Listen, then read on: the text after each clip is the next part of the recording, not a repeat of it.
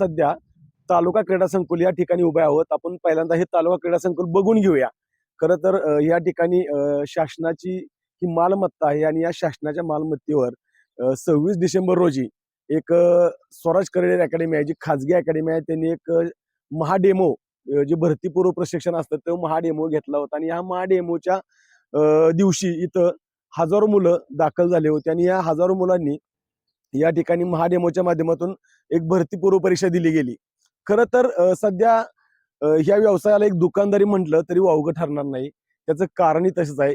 या ज्या अकॅडमी आहेत त्यांच्याकडे कोणत्या अशा परवानगी आहेत की तिथं हजारो मुलं किंवा शेकडो मुलं तिथं वास्तव्यासाठी आहेत, मुली आहेत आणि या अकॅडमीच्या माध्यमातून त्यांना भरतीपूर्व प्रशिक्षण दिलं जातं, त्यांचा अभ्यास घेतला जातो, अभ्यासिका तिथं चालवली जाते आणि हे सगळं करत असताना त्यांच्याकडून पहिल्यांदा भरमसाठ फी भरून घेतली जाते. पण ही फी भरून घेताना त्यांची परिस्थिती किंवा इतर काही गोष्टींचा विचार केला जात नाही. आपण या ग्राउंडवर आहेत आणि या ग्राउंडची आपण एकदा पाहणी करूया. हे पूर्ण एवढं मोठं हे क्रीडा संकुल आहे आणि शासनाचं क्रीडा संकुल आहे आणि या शासनाच्या क्रीडा संकुलावर आपण स्पष्ट बघू शकतो. या डेमोसाठी जे या ठिकाणी मार्किंग केलं होतं, गोळाफेक असेल किंवा धावण्याचा ट्रॅक असेल, त्याचबरोबर इथं काही इतरही गोष्टी इथं केलेल्या दिसत आहेत किंवा इथं कचरा पण साठलेला आहे. त्या डेमोसाठी आलेल्या मुलांना जे काही शीतपेय होती किंवा त्यांना नाश्त्यासाठी दिलेली केळी होत्या, या सगळ्यांचा कचरा इथं पडलेला आपण पाहतोय.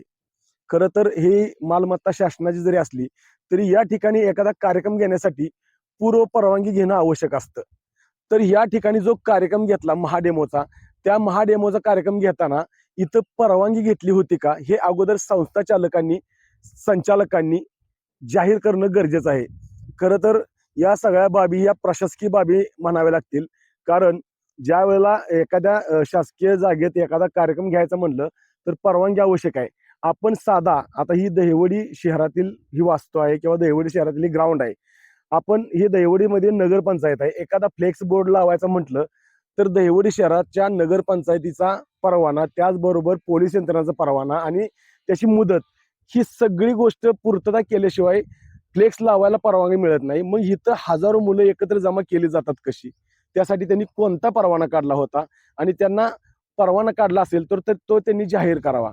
या ठिकाणी जी डेमो झाला त्या डेमोच्या दिवशी सकाळी एक दुर्घटना घडली आणि ही दुर्घटना काय होती तर या डेमोसाठी आलेल्या एका विद्यार्थ्याला अमानुष मारहाण झाली. त्याच्या अंगावरती पीव्हीसी पाईप, जी प्लास्टिकची पाईप अतिशय म्हणजे त्वेषानं मारण्यात आले आणि ती पाईप तुटली.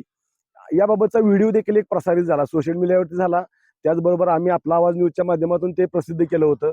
खरं तर हे प्रसिद्ध करत असताना जे स्वराज करिअर अकॅडमीचे संस्थापक आहेत, सुनील काटकर आहेत, ते कमांडो आहेत, ते रिटायर झालेले आहेत आणि ते मुलांसाठी खरं तर चांगलं काम करत असतील आणि चांगलं काम करतायत ही.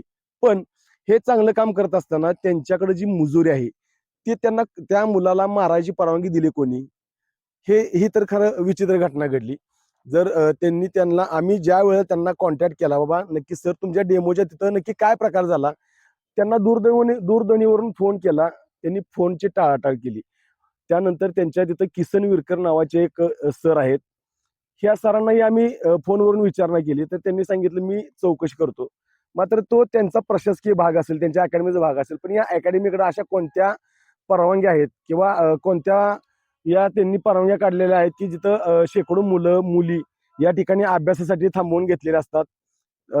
आणि त्याचबरोबर त्या ठिकाणी जे शिक्षक असतील त्यांचे त्या अकॅडमीच्या माध्यमातून शिकवणारे, या शिक्षकांची शैक्षणिक पात्रता काय, त्यांनी कुठं प्रशिक्षण घेतलं होतं आणि त्यांच्या प्रशिक्षणाचे सर्टिफिकेट त्यांच्याकडे आहेत का, ही जर त्यांनी जाहीर करणं आवश्यकच आहे.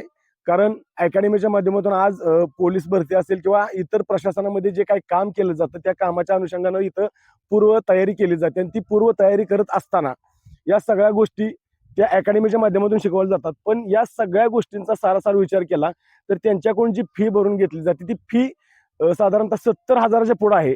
मग ही फी कुणी निश्चित केली? साधारण त्या फीसाठी त्यांच्याकडे कुठला असा क्रायटेरिया आहे का की एवढी फी घेतलीच पाहिजे? त्यांचं निवासस्थान असेल, भोजन असेल किंवा वास्तव्य असेल.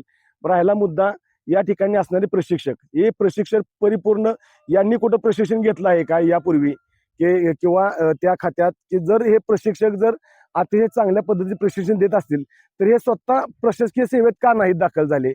जे स्वतः प्रशासकीय सेवेत दाखल झाले नाहीत ते इतर मुलांना काय प्रशिक्षण देणार, हा एक महत्वाचा विचार करणं गरजेचं आहे.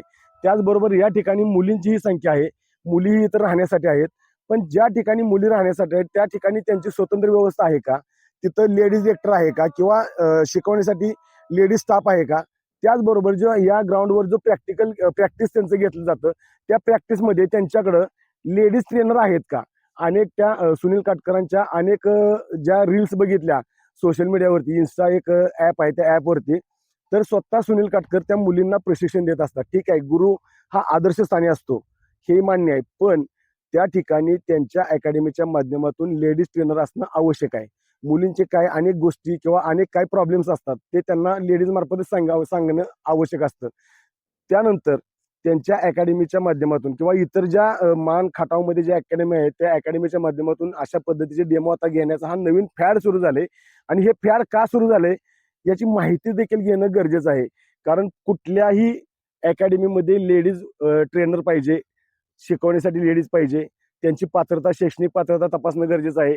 मात्र या सगळ्या गोष्टी जर बघितल्या तर आज ही अकॅडमी केवळ दुकानदारीचा विषय झालेला आहे. आणि या माध्यमातून ज्या वेळेला हा डेमो घेतला जातो तेव्हा डेमोच्या माध्यमातून अनेक वेळा एकमेकांच्या अकॅडमीबद्दल त्वशाने घोषणा देणं सुरू होतं. तुझ्या बापाची ताकद माझी ताकद माहिती आहे का, तुझ्या बापाची काय लायकी आहे का, असे त्वशपूर्ण व्हिडिओ करून त्यांच्या स्टेटसला ठेवले जातात. त्याचबरोबर ज्या वेळेला एखादी परीक्षा होते आणि ही परीक्षा झाल्यानंतर जेव्हा एखाद्या अकॅडमीचे 4, 2, 3 मुलं सिलेक्ट होतात तेव्हा त्यांची भव्य अशी मिरवणूक काढली जाते. हे कायद्यात बसणारी गोष्ट आहे का. ठीक आहे, आनंद साजरा करा, पण त्या आनंदाला गालबोट लागू देऊ नका. रस्त्यावरती तुम्ही डीजे लावता, डीजे लावून त्या मुलांना उचलून घेता, ट्रॅफिक जाम होतं, त्यावेळेला पोलीस यंत्रणाही दुर्लक्ष करते. खरं तर या गोष्टी चुकीच्या आहेत. जर एखाद्या अकॅडमीच्या ठिकाणी 4 मुलं सिलेक्शन झाले असतील तर त्या अकॅडमीला परीक्षेत किती मुलं बसली होती याचा विचार संस्था चालकांनी करावा. जर 100 मुलं जर आपल्या अकॅडमीच्या माध्यमातून परीक्षा दिली असेल आणि 4 सिलेक्ट असतील तर 96 मध्ये त्यांचं ते अपयश आहे का. तर 96 मुलांना ते पण ते शिकवलं होतं जे 4 मुलं शिकली होती त्यांचं सिलेक्शन झालं होतं. मग ते 96 का सिलेक्ट झाले नाहीत. खरं तर 4 मुलं झाले त्यांचा आनंद उत्सव साजरा केला पाहिजे, पण हा साजरा करत असताना 96 मुलं आपली अपयश ठरली यांच्या मनावरती कुठला तरी वेगळा परिणाम होऊ शकतो हे सुद्धा त्या चालकांनी लक्षात घेतलं पाहिजे. महत्वाचा मुद्दा असा, ज्या ज्या ठिकाणी ह्या अकॅडमी चालल्या जातात त्या ठिकाणी सर्वसाधारण प्रशासकीय मान्यता यांच्या आहेत का हे पाहणं सध्या गरजेचं आहे. कारण त्या ठिकाणी त्यांचं स्वतंत्र ग्राउंड पाहिजे, राहण्याची स्वतंत्र व्यवस्था पाहिजे किंवा सगळ्या सुखसुविधा स्वतंत्र पाहिजेत.